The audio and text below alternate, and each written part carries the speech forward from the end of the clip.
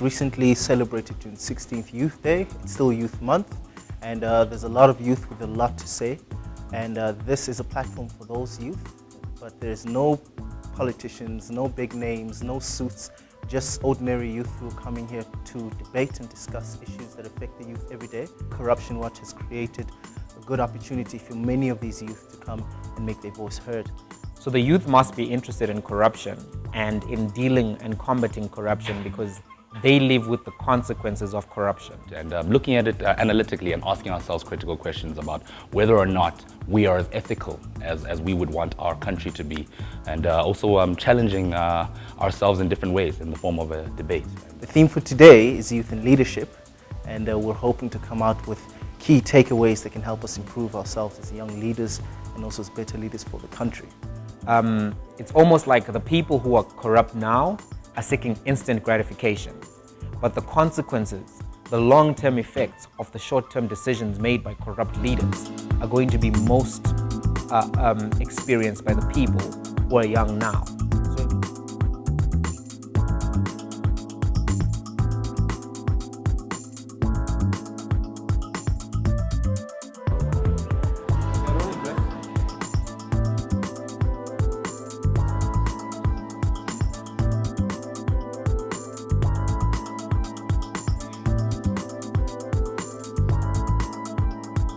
I'd like to welcome you guys to today's Corruption Watch debate. My name is Johannesburg. I'm from DebateAfrika. We've been partnering up with events with Corruption Watch for quite some time now, and I'm very privileged to have debaters here and involved to unpack the conversation. So the first thing that's going to happen is a 3-on-3 debate with our debaters to the either side of me. This is the proposition team, and this is the opposition team. The audience is allowed to ask points of information. Please don't be offended if the speaker does not take your point of information. It's really got nothing really to do with you personally. The speakers will be speaking for 8 minutes in totality. Let me just introduce them for you. To my right, we have the team proposition, and firstly we have Devin Watson. Okay. And then next to him we have Jamie Miti, Mighty Jamie. He goes by a lot of names. Yeah. Mighty Jamie. And then we have Taryn. Yeah, Taryn de Kock. I'm so sorry about that, Taryn. On my left we have the opposition, and we have Oliver Dixon, Fezi Mtoti, and Luvo Gil. The motion before the House is, this House believes that protest by the youth is still an appropriate form of political expression in a modern democracy. I would like to begin by giving a brief context of the Fees Must Fall protest last year, particularly what happened in Cape Town, where I'm from. We were part of the march to Parliament last year, and for the first time in what I think was a very long time, students from all 4 of the major public universities in the Western Cape were present and accounted for at this protest. For the most part, the discussion around decolonization has often only involved historically white universities, and questions of survival, of fees, of meal vouchers, and things that are integral to sustaining life at university is often seen as only the concern of black universities. And for the first time last year, they discovered that these two things are actually not that separate from each other. So it is not to say that on that day students did not throw things or fight back. In many instances they did try to. But for many of them, especially for black women, the danger of harm was too great to risk. So people protected each other and dissuaded each other from getting too involved in making themselves targets. Many were arrested and thrown into police vans anyway. And this is the context into which we find ourselves, because thereafter, violent protests at universities became more and more common and more commonly reported on. It is in this context that Fees Must Fall took place last year. It was not simply a protest about fee increases. It was the proverbial chickens coming home to roost for students who had been victim not just to oppressive and exclusionary tertiary education spaces, but who had spent their lives in the shadow of the dream of a rainbow nation that seemed to elude them even as they recognized the massive degrees of inequality that surrounded them at every turn. It was in fact inevitable that the day would come. It is more often than not that students at black universities are most overtly policed and securitized. It is not surprising that often the most violent protests flare up at black universities. Even in democratic South Africa, to be black and poor is criminal. To demand dignity and redress is to hold the state to account for more than just the state of education. It holds a mirror to the many people still living in informal housing, far from centers of wealth and prosperity, medical care, quality schooling, and civic life. The very people whose work sustains our economy on a daily basis. The people that the current government has failed. The right to protest is enshrined in any modern democracy. Expressions of dissent are a key way in which governments are held accountable and visibly made to take stock of their actions. For many South Africans, the options presented by peaceful protest have been exhausted and only serve to pander to a middle-class standard of respectability politics that denies the ineffectiveness of these tactics. Peaceful protest went out of vogue during the struggle when even the guarantee of peace could not spare the lives of protesters. Peaceful protest only functions when the humanity of those protesting is recognized. The only way to negotiate with a violent state is in terms it understands.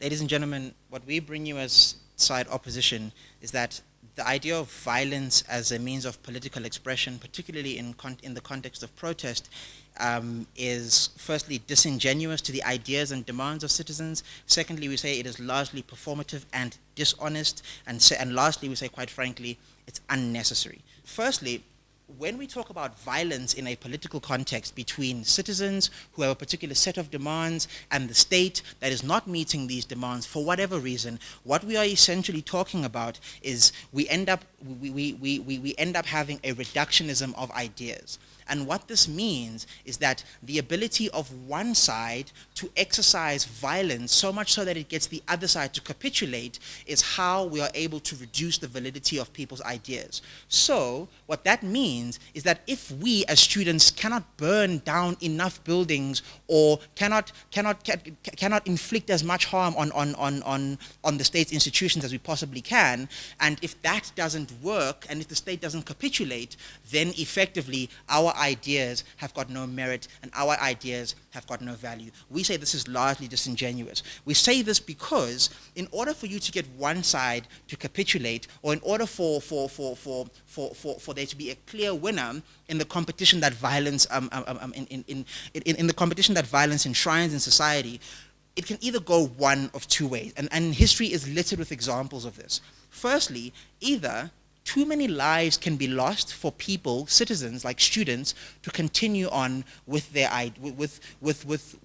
goals and with their demands, or the state can no longer bear the moral cost of inflicting harm on its own citizens. We say that this doesn't validate either side's ideas, and I'll get into this more on the second point of disproportionate engagement, but we say that your ability to inflict harm does not validate what it is that you want, right? So if the state can arrest and use its ability to suppress, that does not mean the demands and the needs and interests of students no longer have value because they lost in the violence battle against the state, right? What we tell you, furthermore, is that this is a form of disproportional engagement. And what that means, essentially, is that when violence is the method for both the state and the individual to engage and clash on each other's ideas, the state, as the body that has a large amount of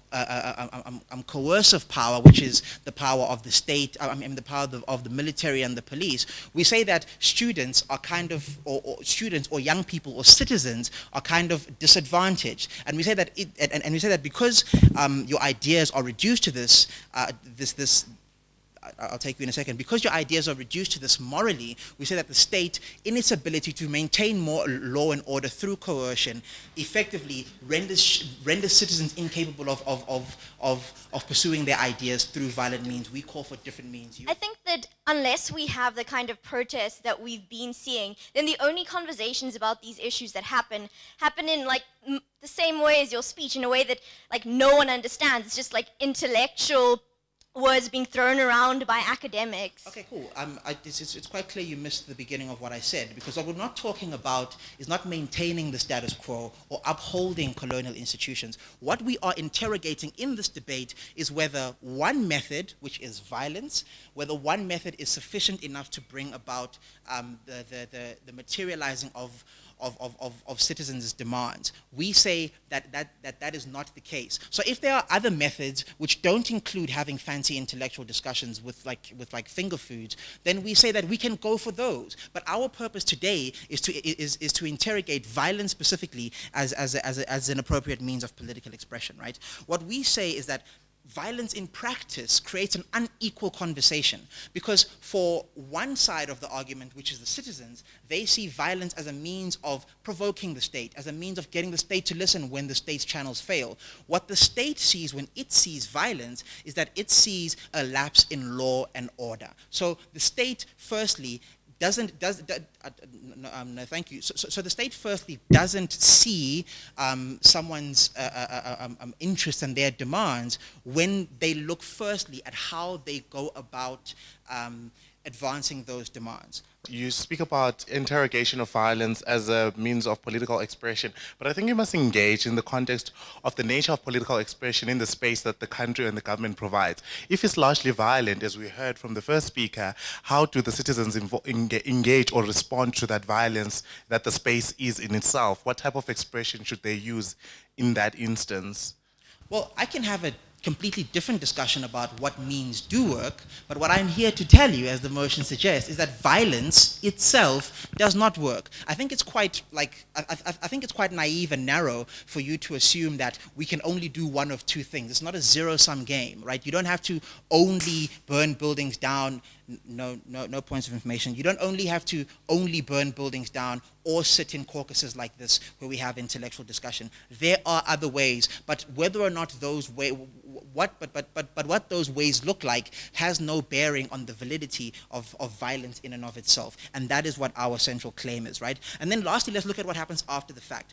When you villainize the state and you make it look bad for killing people without having like a total coup, at the end of your violent protest, you're still going to go to that very state and ask it to meet your needs, right? We feel that because the state is absolute and the state is above the capacity to arrange society for individuals, we say that when you use violence, you essentially are asking the state, which was already doing something wrong, to bend to your needs when it sees your methods as a lapse in law and order. Madam Speaker, we believe in law and order, but we also believe, more importantly, in the needs and the interests of people. What we argue as side opposition is that a different methodology should be used. Thank you. So opposition comes up here and they tell us three things. One, they dislike the reductionism in ideas. We have to disagree with that. We don't believe that political protest in post-colonial society is analogous to two boxers duking out in the ring in which violence causes a reduction in the ideas expressed. They explicitly said that they won't engage with the context of current status quo or the alternatives. And if they talk about something disproportionate, we feel about a way to run an argument that way is fairly disproportionate. We feel as though you are unable to deal with this motion if you don't deal with the current status quo in context of South Africa. We found that when students were being thrown into jail or when they were tear-gassed, it didn't reduce the validity and the quality of discourse of their ideas. There isn't a logical link between the fact that violence is there and the fact that now there's a lack of nuance when discussing these ideas. This isn't an actual conflict based in war, ladies and gentlemen. We believe you can negotiate with the state afterwards. And the last point that they brought up when they spoke about that they shouldn't ask the state for help when the state was wrong in the very first place contradicts the idea when they said that politics within itself is not inherently a zero-sum game. We feel as though those 2 points are inherently contradictory. We allow the state to use violence against us if it's inherently pro-social, if it will protect rights, if it reduces violence. I can use violence in self-defense if someone steals me. Now, they're arguing that a class of people, the underclass, isn't able to use violence in self-defense if they're being robbed not by an individual, but they're being robbed by an entire economic system. We live in a world where this hotel and the existence of a middle-class capitalist economy are completely based off the employment of exploited workers who barely earn minimum wage and often are not even that. But wouldn't you agree that violence is inherently masculine and negates a large part of queer people and women within these protests themselves?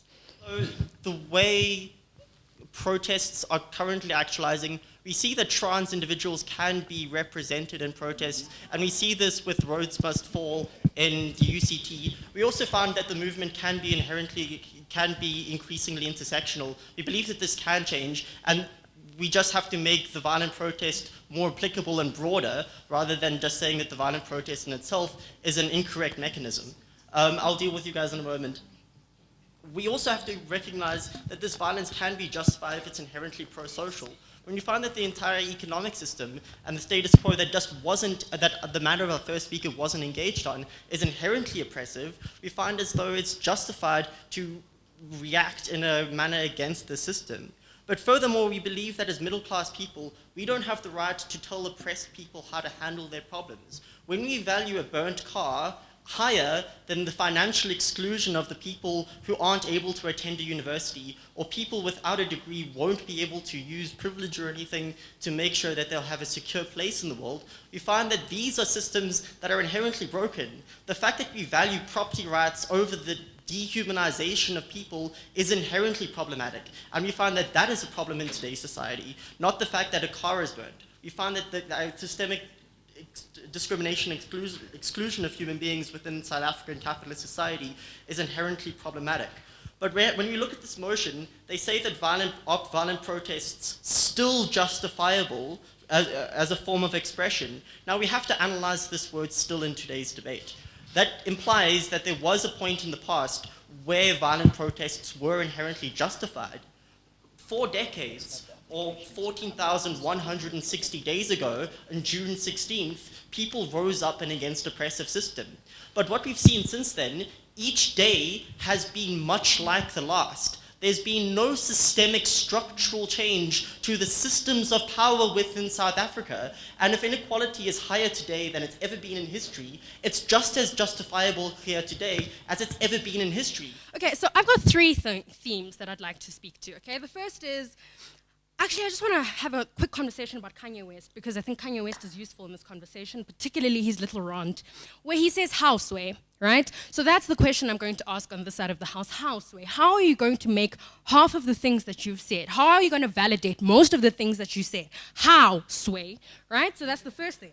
The second thing is, you ain't been doing the edumacation, right? It's very obvious that this side of the house has no context, is completely ahistorical, and has no sensibility of what South Africa actually looks like. But apart from what South Africa actually looks like, what the global South looks like, right? So I'm not just talking about South Africa, I'm talking about Afrikaner histories, and I'm not talking Afrikaner with a K, Afrikaner, that's not who I'm talking about. I'm talking about Afrikaner, as in the global South histories. There's clearly no capacity to think about those things from this side of the house, which is weird.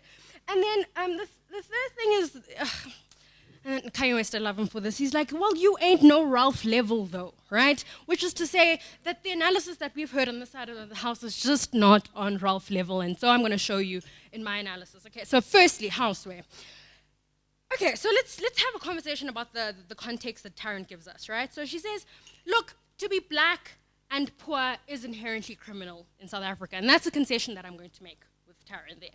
But I'm going to further that conversation and say, to be black, poor, and woman is to be disposable, right? So it makes no sense that if you are gendered in a particular way, and if you are raced in a particular way, by the way, it's not nice to wake up every single day and be told that you are of a lesser race because of the kind of melanin that you occupy, or that because you are gendered in a particular way, you don't have particular privileges. That's not something that we celebrate, right? So when black women say, look, I'm a black woman, don't be doing that kind of thing to me, it's not because it's nice, it's because we're trying to make particular concessions about the world in which we live, and we're trying to find ways in which to navigate that world appropriately, right?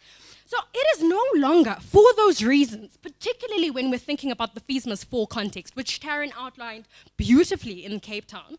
But I can tell you about Fees Must Fall at Rhodes University, which both Taryn and I had a little bit of taste of, right? Rhodes University is a whole nother ball game, right? Now, that's colonialism.com, right? So the rest of the country has moved on to post-colonialism. We at Rhodes University are in colonialism. Right? So the thing is, at Rhodes University, white people are still fundamentally racist to you, and it's not even a thing. It's like, okay, you still racist? Okay, okay, cool, right? It doesn't operate in the same way that Johannesburg operates. It doesn't operate the same way that Cape Town. There's a fundamental level of coloniality at Rhodes University. And so whenever student protest happens at Rhodes University, it happens on the very basic level of basic racism. Right? I can tell you about I can tell you about the rape protests that happened at Rhodes University a few weeks ago, right? So everyone all over the world was celebrating, oh my gosh, all these women have finally taken their bodies back, taken off their tops, right? In post-colonialism, maybe that's exciting, right? But I was there, behind a policeman. This policeman is ready to shoot at young, trans, queer, Black women stepping on the front, putting their lives, their bodies on the line, saying it is inappropriate for the level of violence that we face, right? Walking behind this white policeman, what does he say? By the way, I'm not interested in I'll come to you, not interested in this reductive race reductionism, that's boring, I don't know what we're going to do with that. This guy says, look, these women are whores, right? That's what he says. These are young children saying that it is inappropriate now that the police are doing what they're doing to us, right? What I'm trying to tell you about colonialism is that by the very fact that you're Black and that you're queer means that you're a criminal, means that you're a whore, means that your body is disposable, means that your body doesn't exist in the paradigm of whiteness and your body needs to be killed. Therefore, when you react in a violent way, you are going to get more violence meted out on you, right? When a white woman then walked out with her bra and her top off, saying, we are protesting rape culture on this campus, what did that woman say? He said, oh, now I understand, it's feminism, right? So what I am saying is that we are operating on two different pages. We're on different worlds, right? Whiteness has created a paradigm, a lexicon, that does not allow for us to think through post-coloniality in the same way. I'll take this one because she was first, yeah? Okay, so my ultimate question is, what is your opinion, and do you think that the violence that was used during apartheid was justified? And in the instance that you think it was, and it was effective... Which violence? Violence is in violent protest from the oppressed majority, yes. So that was used during apartheid was justified. In the instance that you do think it is, then you believe the idea, or you buy into the idea that violence is an effective means of communication in instances of inequality. And considering all of the analysis we've gotten from Devon about the inequality in South Africa, how do you then draw a distinction between then and now? Sure. Okay, so what I want to say is that I think violence is useful insofar as it is a rupture, right? So it breaks the mechanism that works. Right? But the thing about violence, the thing about apartheid, is that everything kind of happened the same way. So the same structural inequality that we were protesting against kind of still happened. So actually, post-apartheid South Africa is actually worse than apartheid South Africa. Why? Because of a lot of the concessions that were made and in an attempt to make South Africans apolitical. So when the ANC said, 1994, everybody, Rainbow Nation, it's exciting, now you guys don't have to be political anymore, what we started seeing, and I'm a person from KZN and I can tell you this, particularly in Durban, we saw quite a lot of assassinations happening in KZN when young, poor people who had been disenfranchised were saying to the state, this is not what we voted for. This is not the thing that we asked for. Because let's be clear, the Rainbow Nation rhetoric, the building rhetoric, all of that came after the fact, right? So all the stuff of like rupture is useful, but does it actually mean that there's particular kinds of recourse? So for example, Marikana, has there been significant enough recourse for minors within this country? Probably not. Andres Titane, has there been enough recourse for people like Andres Titane? There has not been, because we go back to the same mechanisms that we used before. Because we're told that now that you've done the little rupture, now that you've done the thing, you don't have to do it again. And what we're saying is that those kinds of concessions are deeply problematic. And so what we're saying is violence is no longer appropriate. What we should be doing is finding new and innovative ways to rupture this system in and of itself. It's no longer about decolonization, it's about dismantling the system as it stands. It is inappropriate for us to use violence. Guys, the police are better at violence than we are, all right? So it is inappropriate for us to be like, yeah, put our bodies out, and then what? And then you die, and then what? There was a time when violence was recognized as a legitimate form of protest. I'm going to give you a quote from Martin Luther King. He says, an unjust law, remember they told us it's unlawful, an unjust law is no law at all. That's Martin Luther King. When Mandela was asked why he was moving away from Gandhi towards violent protest in Umkhonto weSizwe, he said because the apartheid regime will not be as polite as the British were in India. So that's Mandela for you, right? Malcolm X said, one, we're going to do it by any means necessary. He said we've got two options. We've got the ballot or the bullet. If the ballot is not effective, we resort to the bullet, which was his form of expressing that violence is sometimes necessary. But what I want to speak about more is that you guys are being dishonest in the context that it happens, the violence is not directed towards the state or powerful colossal institutions, but it's directed towards weak people, like the burning of schools in Vuwani. Speak to that, because it distracts the poor and the powerless in society. Okay, I'm going to make a submission to you that the burning of the schools in Vuwani was not going to be consequential to the education of those students because they were going to work in mines anyway. What was necessary was for attention to be called to the issue, and this is my submission, is that it was necessary collateral damage, right? It was necessary collateral damage.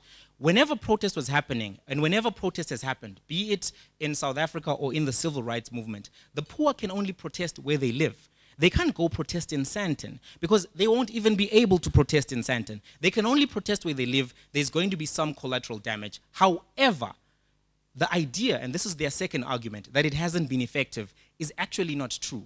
Since fees must fall, the allocations that have been given to education have actually gone up by 5 billion, right? 5 billion more than there was before Mcebo Dlamini and his friends started protesting. That's 5 effective real billions, right? Wits University never used to insource workers. 23 other universities never used to insource workers. Just in March last year, in June of this year, most of these universities have already started to insource universities, and workers' incomes have gone up from 2,500 to 7,500. If that's not effective, I don't know what is. It is based on how do we then minimize violence if you feel that it's justifiable through finance, because of what at the end of the day, what happens is this: after burning a school, you will need to then take funds to build that school, which is that money could have gone to a social cause in helping communities. Thank you.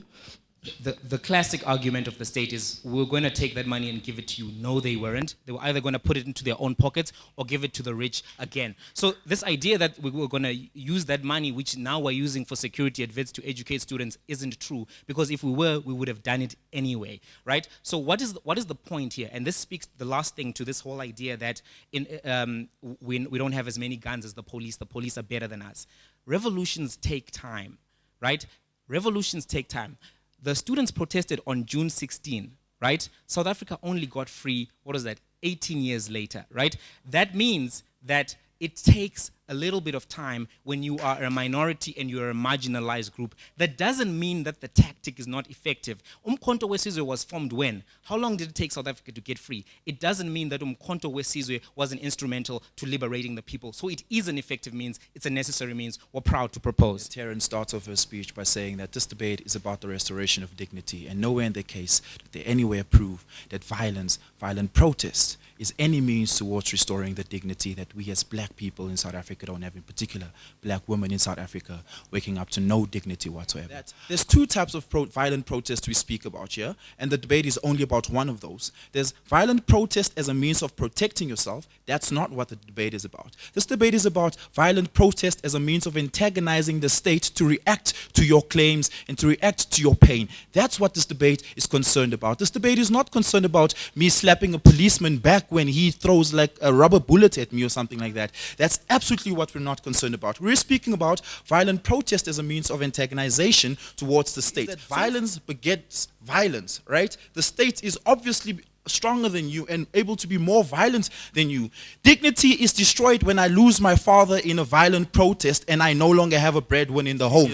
We tell you violence begets violence in that instance, right? But with Devon tells us each day is exactly like the other, the state doesn't listen. Well, if your entire case is about protect, is saying that violence works, and you say nothing has ever changed, then logical extension is that violence just does not work, correct? To say that we're still in the same position we were 10, 20, 30 years ago is to say that violent protest also hasn't worked. There's a claim that came from the audience and also from the other side that apartheid ended because of violent protest. Nah, B. Apartheid ended because that shit was too expensive to maintain, right?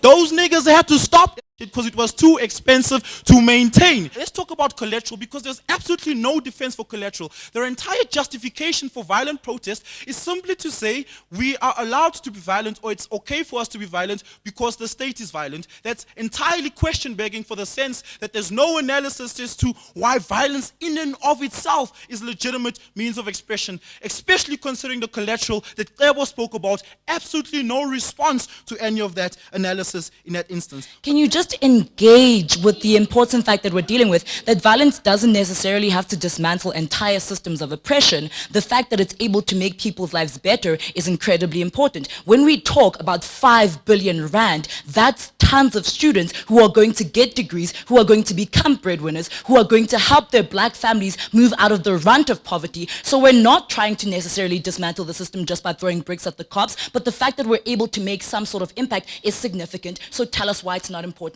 Tell us why that 5 billion rand doesn't count. Thank you.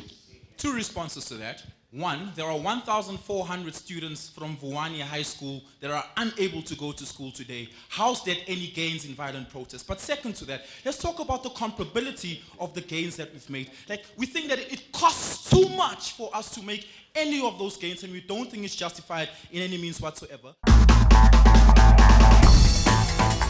Before we start this debate, I'd like to announce the result of the first debate according to our Twitter poll. The Twitter poll scored the winner at 83% to the proposition. So we are going to be opening, hey, this is what happens when you don't vote. You get people you don't want there. You see, democracy in action. Okay. But beyond that, guys, we're setting up a second poll specifically for this debate, so don't be afraid to get in there and vote. Beyond that, don't worry about, don't forget to hashtag CW debates. Where's the poll? DebateAfrika Twitter. That's where the poll is. All right. There are two voices. One which is from the state and one which is from, empirical research. The state argues that protests that have transpired are highly violent.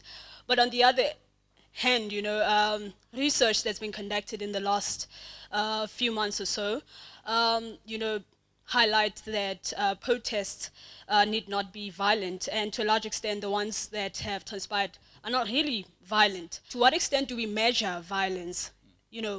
How do we argue that a protest qualifies to be said it's violent? But what I think we always have to be aware of when we classify people in groups in society, so like whether it's youth or women or black people or like pale people, what we have to do is we also have to understand that there are other divisions within those classes of people.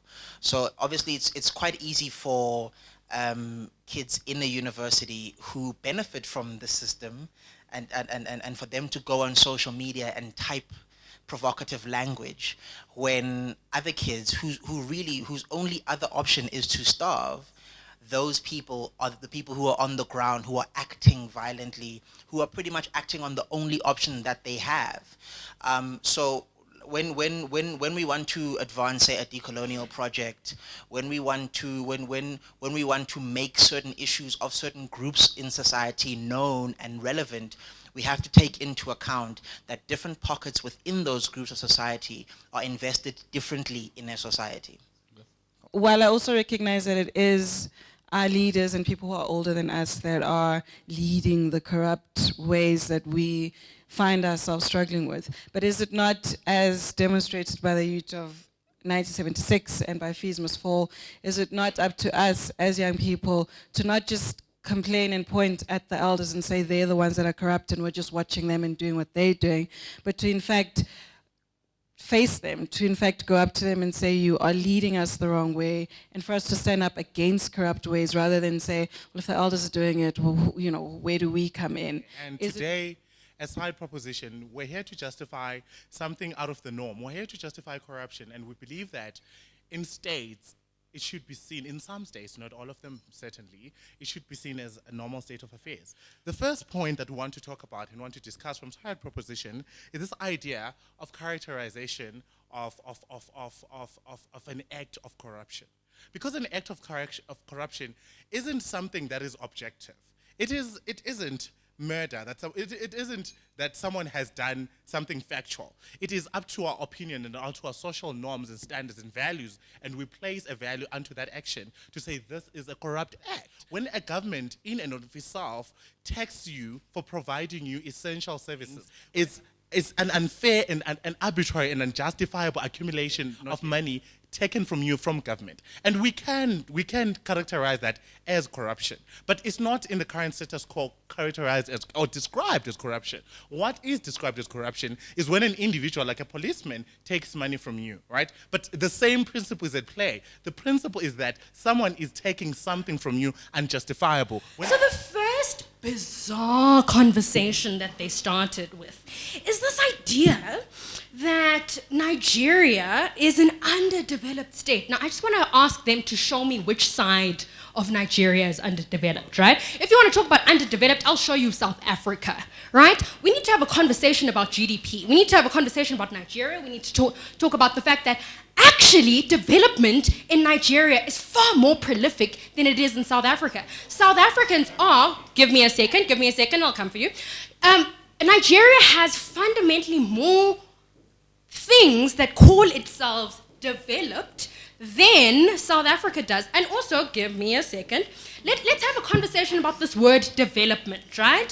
So everyone likes this word, governments like this word, but people don't realize that the word was actually brought about in the political lexicon by the IMF and the World Bank. Who are the IMF and World Bank? Those are the people that gave African structural adjustment programs after colonization. So guess what? Development, World Bank, IMF was the nicer version of colonialization. Ladies and gentlemen, this debate is not about franchisement of the poor.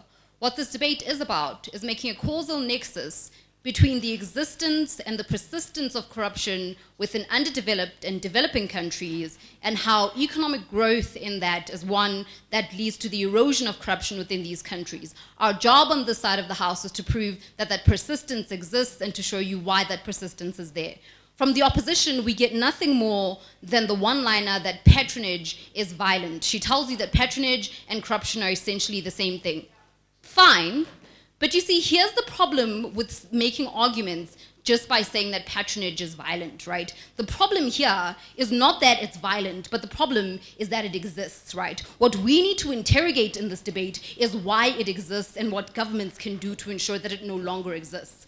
Ours is to say that in underdeveloped and in developing countries, it continues to persist not only as a means by governments themselves, but also as something that is a necessity and a mechanism for certain people to gain access to certain amenities. It is not necessarily about the kind of consent that you give for corruption to happen, but the kind of consent you give to get access to a certain amenity. And when you give that consent by giving a bribe to a policeman, what you're consenting to is getting access to that service. And as much as we don't consent to certain kinds of taxes that we pay within a government, those taxes exist, and those taxes themselves are inherently violent. The violence of a thing doesn't mean that it does not exist. What we interrogate is the existence thereof. Now, in underdeveloping countries, the interest groups that we have is one, the global poor and the global working class, and what they are up against is the elite and governments that do not cater to their needs. What happens then in underdeveloped and developing countries is that these interest groups are in such a high tension that in our state of affairs, corruption is an entity that exists and an entity that persists and an entity that is important for these interest groups themselves, especially those that are within the working class and those that are within the global poor, to achieve the kind of goals that they want to achieve more especially being taken out of abject poverty and getting access to power and private capital that only the elite have access to within undeveloping and developing countries, right? So in this instance, we see that that is why that causal nexus necessarily exists. But then let's talk about firstly, corruption. In Romeo's case, he tells you that corruption is a function of inequality and poverty. We see this because he tells you we don't make enough examples about South Africa. South Africa, which has one of the most, one of the highest levels of inequality in the world with the highest Gini coefficient, has in fact one of the highest corruption levels within its instance. Proof that corruption within these countries actually persists. But why does it persist? It persists because inequality means that black people within South Africa, black women within South Africa, poor black women within South Africa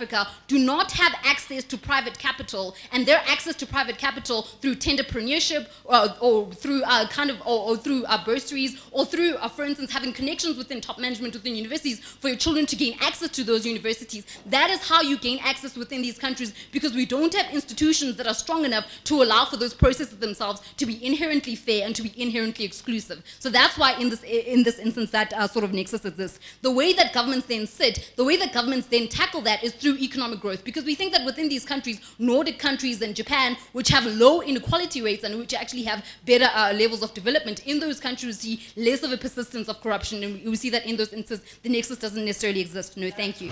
No, thank you. Second point of corruption, second point of extension then is private capital, and why private capital within developing countries. Here then we see a discriminatory rather characterization of what corruption actually looks like, right? So on her side she brings up the IMF.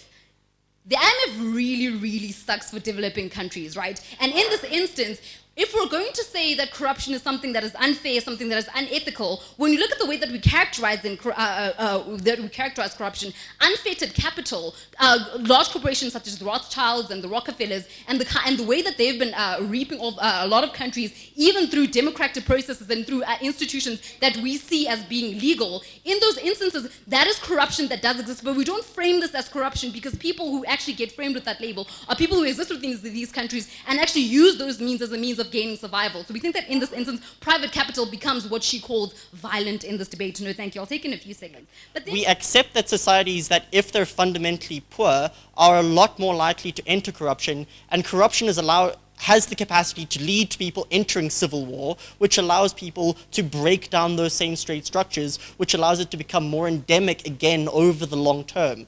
We believe that in these societies, the best thing to focus on is not merely eliminating corruption as an abstract concept, but if we focus on economic growth, the rest will take care of itself. And that's what our fundamental normative claim in today's debate is, that a richer a country is, the less likely it is to be corrupt. And we think that this is just like something that's fairly obvious.